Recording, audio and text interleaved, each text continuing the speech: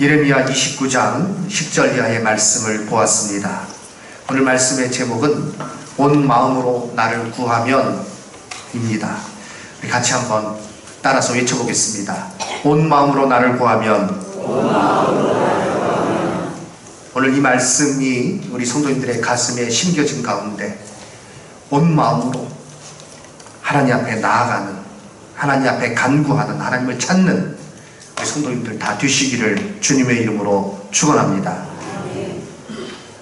성도가 이 땅을 살아가면서 지켜야 할 중요한 원리들이 있습니다.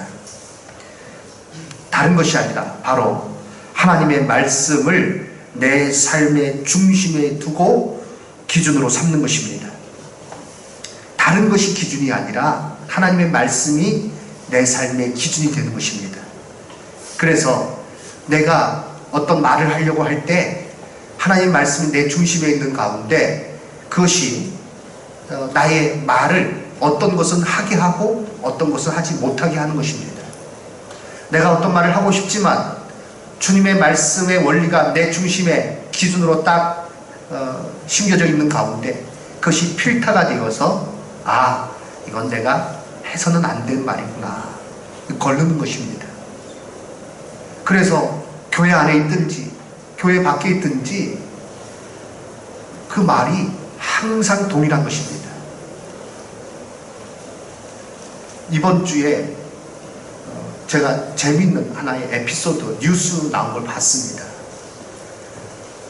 요즘 이제 SNS 메시지를 많이 보내지 않습니까?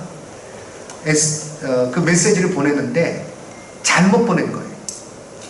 보내야 될 사람을 착각해서 전혀 다른 사람이 그 메시지를 보냈는데 그것이 문제가 됐어요.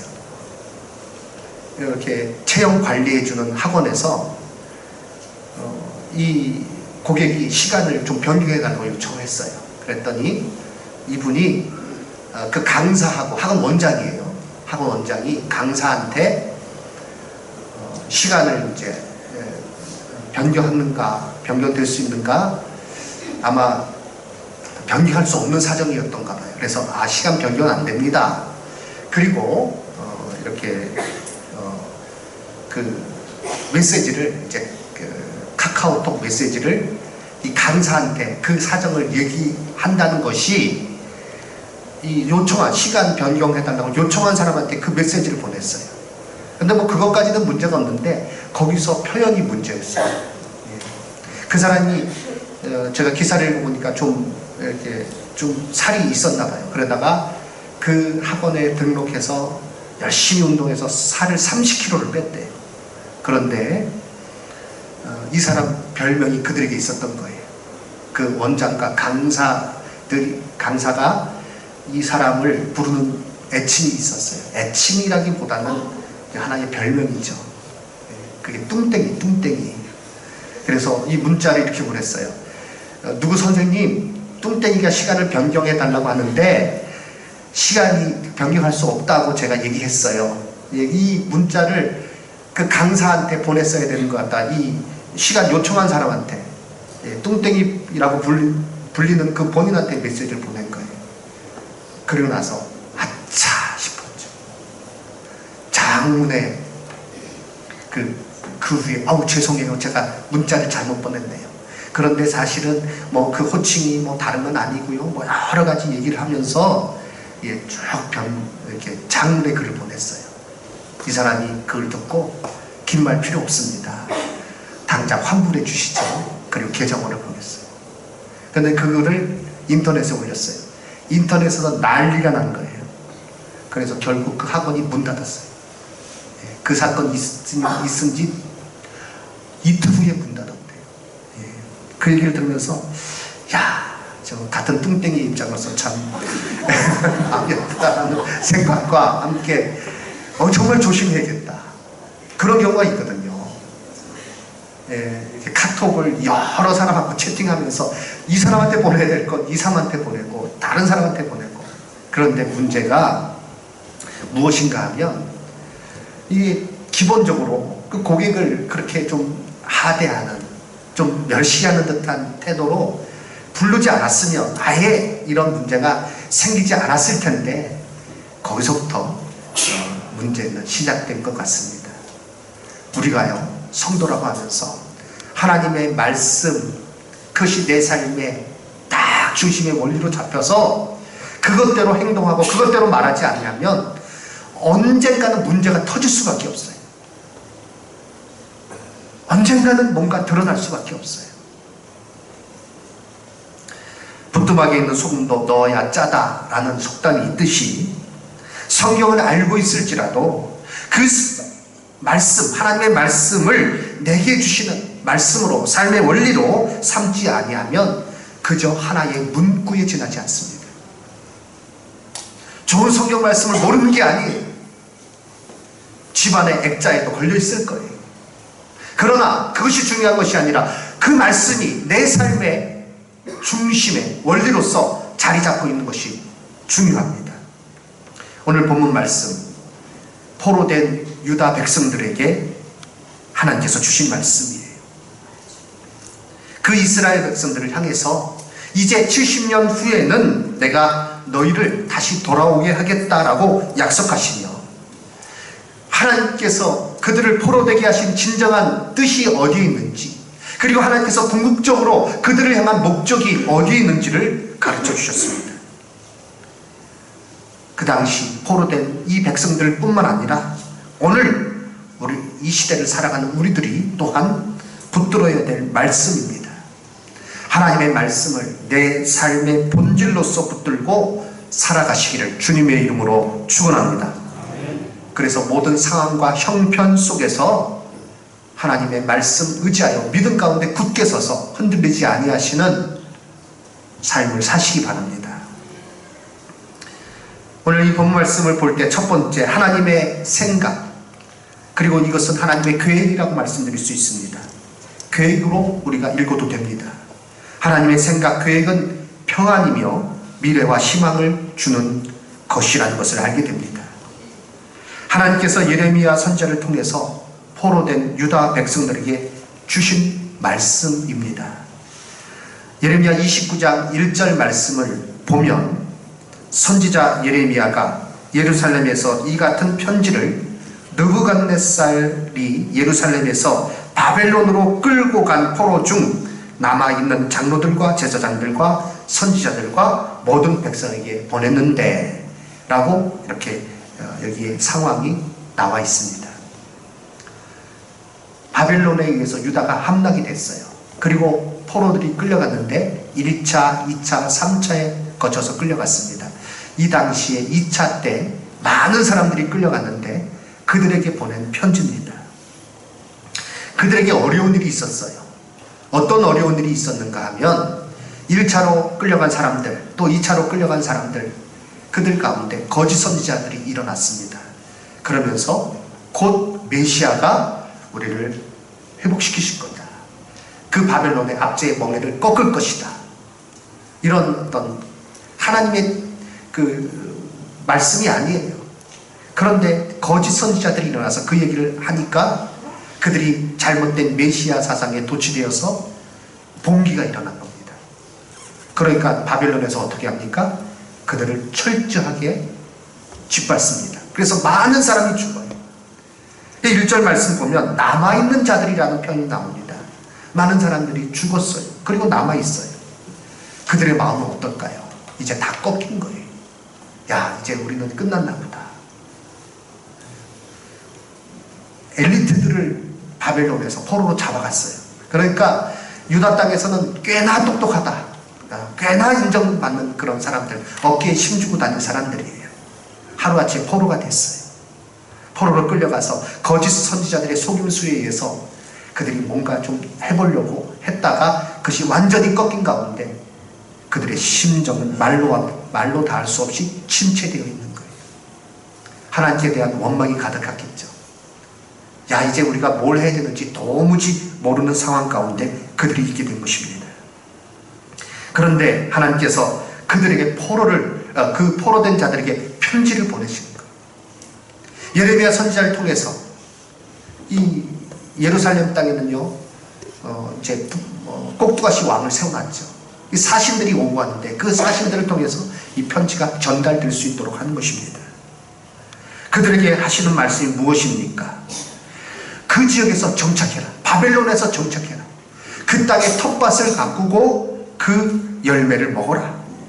아내를 맞이하고 자녀를 낳고 자녀를 또한 장가 보내서 그 자손을 낳고 거기서 번성해라. 5절 이하의 말씀입니다.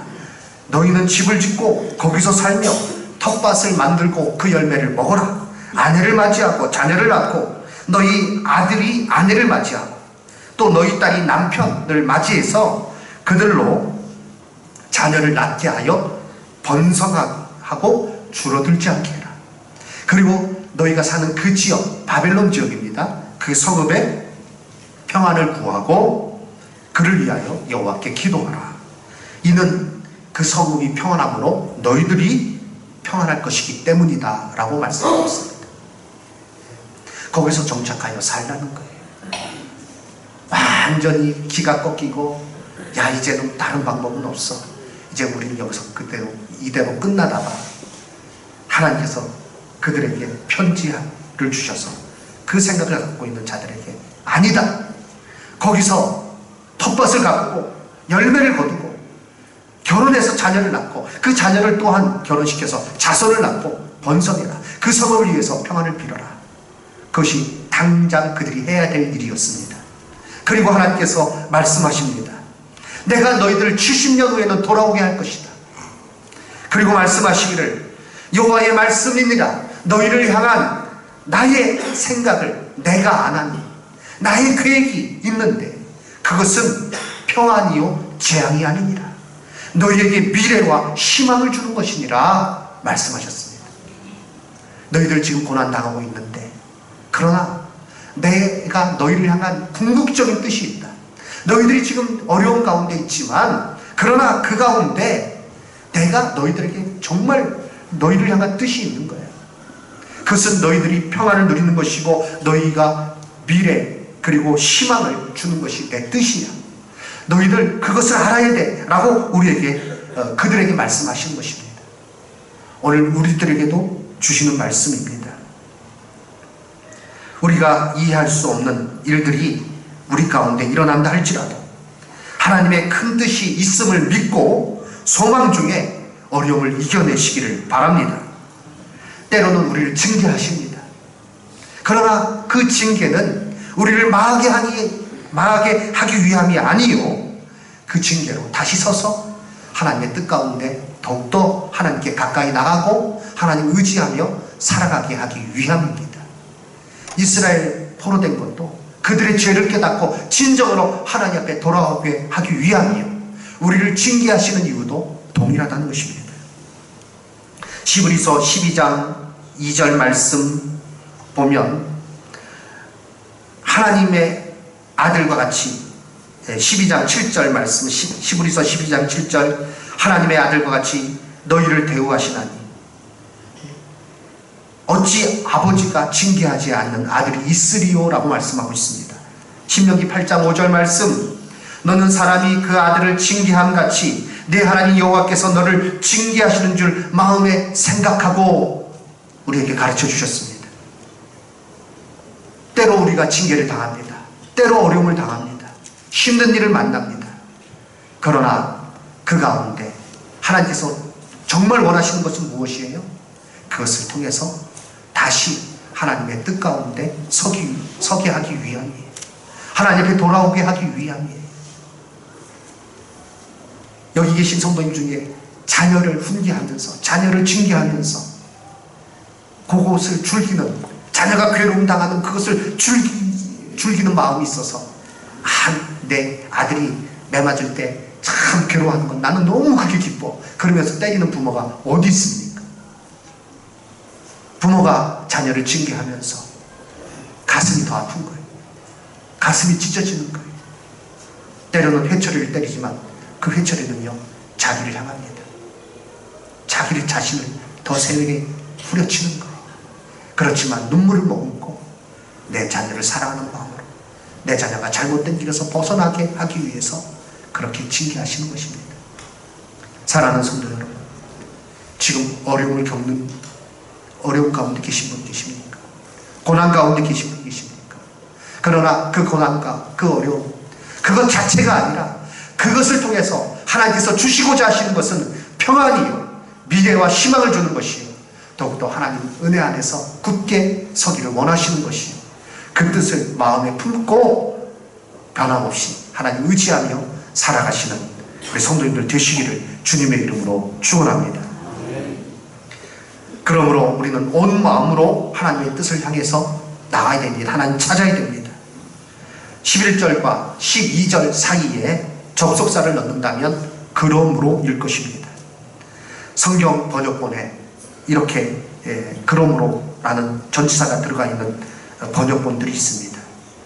하나님께서 우리를 향하신 뜻이 선함으로, 그러므로 우리는 그 뜻을 바라보며 특히 역경 중에 어려운 가운데 하나님께 나아갑시다. 온전한 마음으로 하나님을 향합시다. 온전한 마음이라는 이 단어는요, 나누어지지 않은 마음이란 뜻이에요. 교회에서 하나님 앞에 예배합니다. 기도합니다.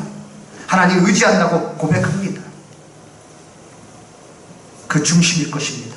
그런데 나가서 상황이 바뀌니까 이 마음이 하나가 되지 못해서 나누어진 마음 가운데 다른 것 생각하고, 다른 방법 찾고, 다른 것 의지하고, 자기가 무엇인가 해보려고 이리저리 돌아다니면서 몸과 마음이 필요한 그러한 일들이 우리 가운데 있지 않습니까? 온 마음으로 하나님을 찾으라 라고 말씀하고 있습니다. 시험을 만날 때, 우리 삶에 어려움이 찾아올 때 삶의 위기가 찾아옵니다. 어떤 사람은요, 하나님을 떠나고 부정하고, 그러나 어떤 이들은 더 믿음 가운데 굳게 섭니다. 그 어려움을 발판 삼아서 더 귀하게 하나님 앞에 나아갑니다. 잠언 19장 3절 말씀 보니 사람이 미련함으로 자기 길을 굳게 하고 마음으로 여호와를 원망하느니라 라고 말씀하셨습니다. 자기 잘못 때문에 자기의 길을 미련해서 굳게 만들고 나서 원망은 하나님께 한다는 거예요. 이것이 사람의 모습입니다. 그러나 참으로 성령의 인도하심을 따르는 자들은 이 어려움 가운데 자기의 죄를 뉘우치고 하나님을 의지하며 하나님의 뜻을 붙드는 것입니다. 하나님의 말씀 마음에 새기고 성령의 도우심을 구하는 것입니다. 나누어진 마음이 아니라 온전한 마음으로 하나님 앞에 나아가는 것입니다. 오직 의뢰할 대상은 하나님 한 분 외에는, 나를 구원하실 분은, 나를 도와주실 분은 하나님 한 분 외에는 없다는 것을 그 마음속에 새기고 그것을 확신하는 가운데 하나님 앞에 나아가는 자, 그가 바로 온 마음으로 주를 구하는 사람인 것입니다. 사랑하는 성도 여러분, 위기 가운데, 특별히 어려운 가운데 온 마음으로 하나님 앞에 나아가시기를 주님의 이름으로 축원합니다. 저의 삶 가운데도 참 감당할 수 없는 어려움이 있을 때, 그때에 하나님 앞에 나아갈 수 있었던 것이 지금 생각해보면 얼마나 감사한 일인지 모르겠습니다. 사실은 그 일을 생각할 때마다 또한 감사한 것은 그러한 신앙을 물려주신 부모님께 감사해요. 힘들고 어려울 때 아이가 신생아 중환자실에 들어가서 거기 매일같이 서울에, 그때 수원에서 사역할 때죠, 아산병원 중환자실로, 신생아 중환자실로 아침 시간에 면회를 가는데, 가서 그 수치를 보고 어떤 때는 좀 마음 놓였다가 어떤 때는 더 불안했다가 돌아오고 그런 경우도 있어요. 새벽 예배 마치자마자 서울 계속 매일 왔다 갔다 하니까 어느 날은 그 신호대기에 섰어요. 돌아오면서 이제 집에 가까이 도착해가지고 신호대기에 섰어요. 제가 너무 피곤해가지고 이거 신호대기에 섰는데 도무지 어떻게 할 수가 없겠는 거예요. 그래서 옆자리에 있는 아내한테 부탁했습니다. 신호가 바뀌면 나 좀 깨워달라. 그런데요, 누가 문을 툭툭 두드리는 거예요. 경찰이 왔어요. 제가 부탁했는데 제 아내도 잠든 거예요. 보통 상황 같으면 이제 뒤에서 뭐 클락션을 불렀겠죠. 근데 그 경찰이 사거리에 있다가 우리를, 경찰이 있으니까 누가 클락션도 누르지 않는 거예요. 경찰이 무슨 일인가 와서 봤다가 두 젊은 사람이 그렇게, 예, 이제 한참 그 출근 시간이잖아요. 그때는 새벽기도 마치자마자 서울에 있는 병원에 갔다 왔으니까 출근 시간인데 신호대기에서 두 사람이 다 골아떨어져 있으니 술을 먹었나 뭘 어떻게 했나 별 생각이 다 들었겠죠. 깨우더라고요. 급하게 일어나가지고 자초지종 설명하고 죄송하다 그러고 왔는데요. 그런 어떤 그 시간들이 계속되는 가운데 참 내가 뭐 어떻게 할 수 있는 그런 일이 없고 답답한 마음 가운데, 그런데 하나님께서 그때마다 하나님 앞에 나가서 기도할 수 있는 힘을 주셨어요. 그래서 저녁에는 교회 갑니다. 교회 가서 눈물로 기도합니다. 주여 부르짖으면서 기도합니다. 어떤 때는요 주여 소리가 나오질 않아요. 그저 눈물만 흘러요. 그러나 하나님께서 그 눈물을 보셨습니다. 한 번도 예외 없이 기도하면 위로해 주시고 힘 주시고 하루하루 견딜 수 있는 힘을 주시고, 그래서 그 기간을 보냈어요. 사랑하는 성도 여러분, 온 마음으로 하나님을 찾으시기 바랍니다. 하나님만이 우리의 구원자 되시고 하나님만이 우리의 능력이 되시고 하나님께서 우리의 소망이 되시고 하나님께서 우리에게 평안을 주시고 하나님께서 우리에게 미래와 희망을 주십니다. 돈이, 내가 가지고 있는 물질이, 내가 믿고 있는 누구가 나에게 희망과 미래가 아니라 오직 하나님께서 나의 미래가 되시고 나의 소망이 되시고 나를 붙드시고 나를 이끌어 주시는 가운데 우리는 진정 이 땅에서 어려움 가운데서도 흔들리지 않고 바로 설 수 있게 될 것입니다. 그러므로 우리는 이 하나님 온 마음으로 하나님의 뜻을 향해서 나아가야 하며, 이렇게 나가는 자는 반드시 하나님을 만나게 되며 찾게 될 것입니다. 이는 하나님의 약속입니다. 성도가 이 세상에서 붙들어야 할 것은 돈이나 기타 세상의 그 어떤 것이 아니라 오직 하나님의 신실하심과 그 약속입니다.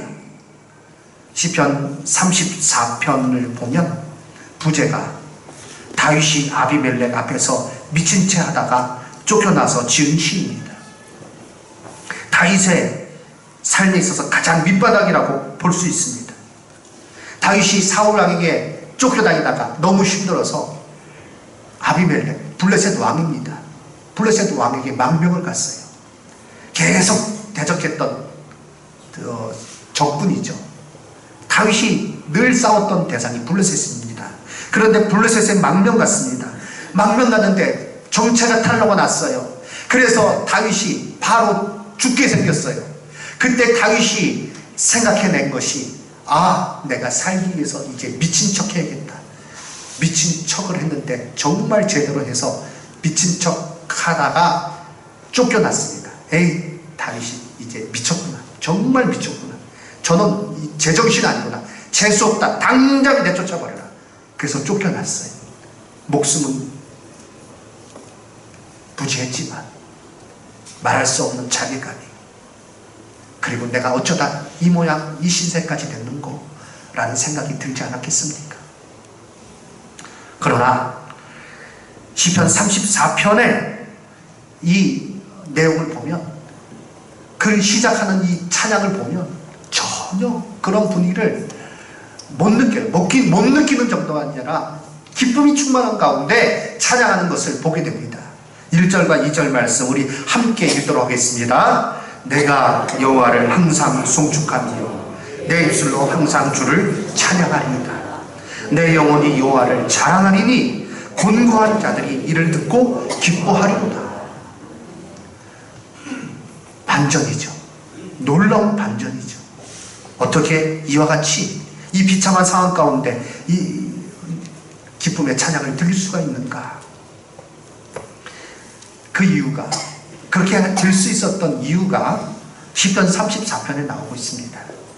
그것은 바로 4절 그리고 17절 18절을 통해서 알 수 있습니다. 4절 말씀 보면 내가 여호와께 간구하매 내게 응답하시고 내 모든 두려움에서 나를 건지셨도다. 17절과 18절 말씀 우리 함께 읽도록 하겠습니다. 의인이 부르짖음에 여호와께서 들으시고 그들의 모든 환난에서 건지셨도다. 여호와는 마음이 상한 자를 가까이 하시고 충심으로 통회하는 자를 구원하시는도다. 블레셋으로 막는 것은 다윗의 잘못된 선택이에요. 그는 그 비참한 가운데서 하나님 앞에 기도합니다. 회개합니다. 그리고 자신의 이 마음을 찢습니다. 충심으로 통회합니다. 하나님 앞에 부르짖습니다. 의인이 부르짖으며 여호와께서 들으시고 그의 모든 환난에서 건지셨도다. 여호와는 마음이 상한 자를 가까이 하시고 충심으로 통회하는 자를 구원하십니다. 다윗의 고백이 그 은혜를 맛본 거예요. 부르짖으며 도와주세요. 하나님 제가 잘못했습니다.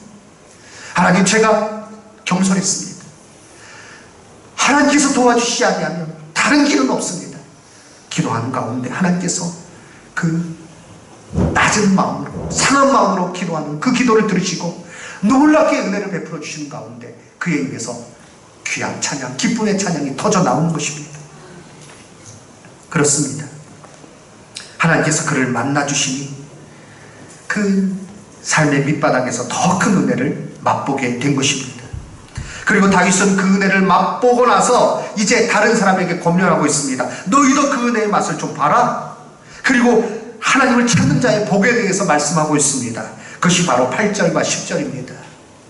시편 34편 8절 말씀 너희는 여호와의 선하심을 맛보아 알지어다. 그에게 피하는 자는 복이 있도다. 10절 말씀 다같이 읽겠습니다. 젊은 사자는 궁핍하여 줄일지라도 여호와를 찾는 자는 모든 좋은 것에 부족함이 없으리로다. 아멘. 사랑하는 성도 여러분, 하나님 살아계십니다. 하나님 역사하십니다. 하나님의 그 뜻을 마음에 새기고 그리고 하나님 앞에 온전한 마음으로 나아가는 자, 온 마음으로 하나님의 뜻을 찾는 자, 하나님께서 반드시 만나주시고 하나님께서 그의 기도를 들어주시고 응답해 주십니다. 온 마음으로 하나님을 구하는지 안 구하는지 무엇을 통해서 알 수 있을까요? 기도, 온 마음으로 하나님을 찾는 자는요, 구하는 자는 기도하는 것입니다. 그의 삶의 기도가 하나의 형식이 아니라 기도가 그의 삶의 전체입니다. 기도하는 거예요. 모든 일에 기도하는 거예요. 하나님께서 도와주시지 아니하면 내가 살 수 없으니, 하나님께서 도와주시지 아니하면 오늘 하루도 내가 설 수 없으니 주여 나를 도와주시옵소서. 온 마음으로 하나님을 구하는 자, 기도하는 자요, 하나님께서 그 기도를 어떻게 하신다고요? 들어주신다. 너희가 내게 부르짖으면 내게 와서 기도하면 내가 너희들의 기도를 들을 것이다. 너희가 온 마음으로 나를 구하면 나를 찾을 것이요 나를 만나리라. 하나님 만나고 하나님의 은혜를 맛보게 되는 가운데 우리는 하나님과의 그 풍성한 사귐 가운데 그 놀라운 은혜로 그 힘을 얻어서 이 땅에서 살게, 이 땅을 살아갈 수 있습니다. 오직 여호와를 앙마하는 자는 새 힘을 얻으리니 독수리가 날개치며 올라감 같을 것이다. 그는 곤비치 아니하겠다, 피곤하지 아니하겠다 라고 우리에게 말씀해 주셨습니다.